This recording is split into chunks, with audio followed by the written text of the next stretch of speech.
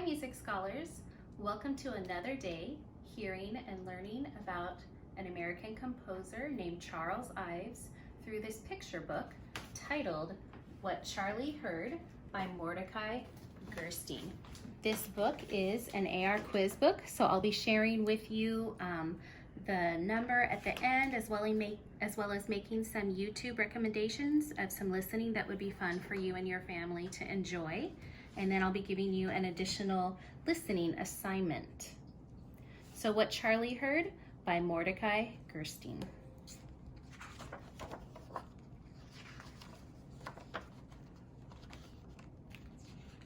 You'll notice as I read this book that there are lots of things going on the edges of the book, and those are all of the different sounds that Charles Ives heard as he grew up. And many of them I'll read, but if I don't read all of them, you can read along with me since you can see my book. Charles Ives was born with his ears wide open. The very first sound he heard might have been his father's trumpet announcing his birth to the town of Danbury, Connecticut. Ta-ta-ta-ta! Sometimes little Charlie lay in his crib just listening. He heard his mother's long dress as she moved around his room. He heard big clocks and little clocks. He heard wagons and horse hooves. He heard dogs and crickets and the church bell next door. Bong, bong, quap, quap, quap, quap, swish, swish, tick-tock, tick-tock, cuckoo, cuckoo, dong, dong. He heard his father play the trumpet, the piano, and the violin. Charlie's father was a music teacher and the leader of the town's brass band. He loved music and sounds and noises of all kinds, and so did Charlie. Tweet, tweet, twitter, twitter, clang, clang, screechy, screech, meow. When Charlie's brother was born, the house became so noisy that his father practiced his fiddle in the barn. Charlie came too. He swung on the harnesses and listened. Wah, wah, shh, shh, shh, shh. Cluck, cluck, cluck, bawk. Cheep, cheep. Peep, peep, peep. Quack, quack. Tromp, chomp, peep, peep. He smelled hay and horses. He heard his father's fiddle and the spring peepers. He heard church bells, fire truck bells, and the ice cream man's bell, and the train's bell and whistle. Look, fire truck. Ring, ring-a-ling. Bow wow. Ribbit, ribbit. Bong, bong. On the 4th of July, Charlie rode a float. He heard fireworks and his father's band with a big bass drum. He heard the applause, sighs, and cheers of the crowd. Clap, clap, clap, clap, hooray! Clap, clap, bam, bang, pow, kapow, kablam.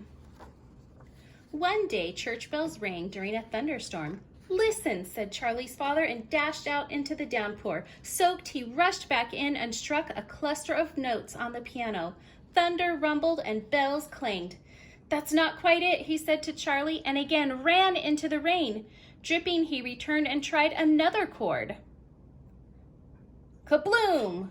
Clonk, bonk, cling, clong, bonk. That's closer, he said. Closer to what? Charlie asked. The sounds of the bells in the storm. Listen to this. Charlie listened to the piano and the bells and the thunder. He tried to make those sounds on the piano too. It was all noise. It was all music. He tried to make the sound of a big bass drum. That's good, Charlie, cried his father. Bong, pow, kaboom, bonk, boom, boom, bonk, boom. And so Charlie began drum lessons with Mr. Schleyer, a fine drummer. He was also the town barber. Tap, tap, tap, tap, tap. Rat-a-tat, rat-a-tat, rat-a-tat, tat. Soon Charlie was playing the drums with his father's all-girl cornet band. He learned to play the trumpet and the piano, too. 1, 2, 3, 4, 1, 2. Charlie heard the notes of his father's trumpet drift like dragonflies across the pond at twilight. At tent meetings, he heard people sing hymns. They didn't have beautiful voices, but they made beautiful music. One town holiday, Charlie's father had 2 bands march around the town square in opposite directions playing different tunes. "I want to hear how it sounds," he said. He and Charlie stood in the middle and enjoyed the wonderful racket. "Interesting," said his father, "very interesting. But if you look closely at the townspeople, they don't find it as interesting as Charlie's father did." In the summer heat, Charlie heard the bat hit the ball he had just pitched. He heard his heartbeat as he ran for it. When the ball hit his glove, he heard the cheering crowd. Later, he heard his mother say, "Charlie, be careful of your hands. You have to play the organ in church tomorrow." As the keys rattled softly under his fingers, he heard the organ sigh and sing, trumpet and chorus as the music of Bach vibrated in the great pipes. His heart sang along, as it did to the sound of the bat hitting horsehide, or to the concussion of rockets and his father's brass band parading and playing on the 4th of July. It was all noise, and music was glorious noise. Charlie began to make up his own music and write it down. He wrote songs, dances, and organ pieces. "This is good music, Charlie," said his father. He wrote marches, fierce, happy ones that his father's band played, sad ones to play for pets that had died.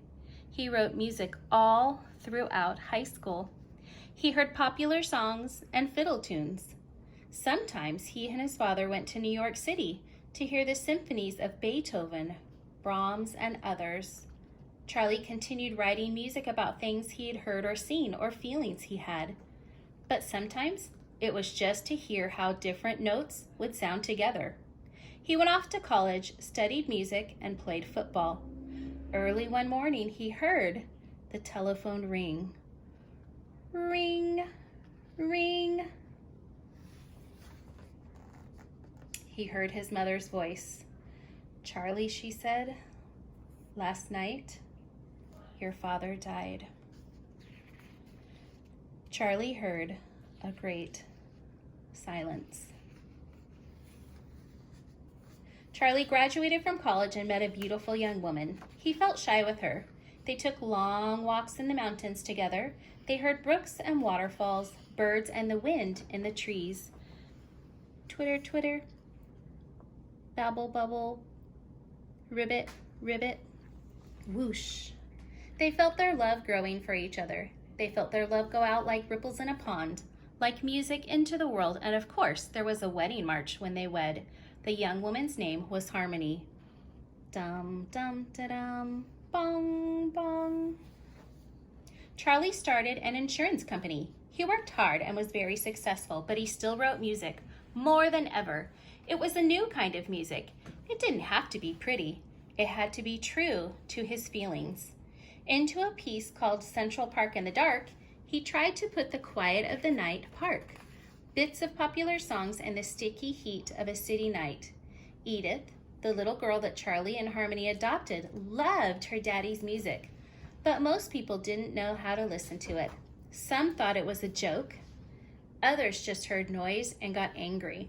And you can see the different reactions of people thinking it was awful or terrible, and some laughing. Charlie wrote music on the train to and from work. He heard his father's fiddle and the sounds of the wheels. He recalled the day 2 bands played different tunes at the same time. He wrote a piece about it, full of the sounds and joy of that day. Through the years, he wrote songs, chamber pieces, and symphonies, all full of sounds that had filled his life and his heart. He sent his music to musicians and orchestras everywhere, but no one would play it, and so no one heard it. Charlie grew older and became ill. He had to stop writing music. He and Harmony lived in the country. He had hundreds of pieces of music that had never been performed, all on paper, all silent. Charlie continued to send his music out into the world, but few people had anything encouraging to say. If only they would open their ears, he said to Harmony. They might open their hearts. So you can see some of the unkind things that people said about Charles Ives' music. Then little by little, ears did begin to open. A young pianist performed and played some of his music.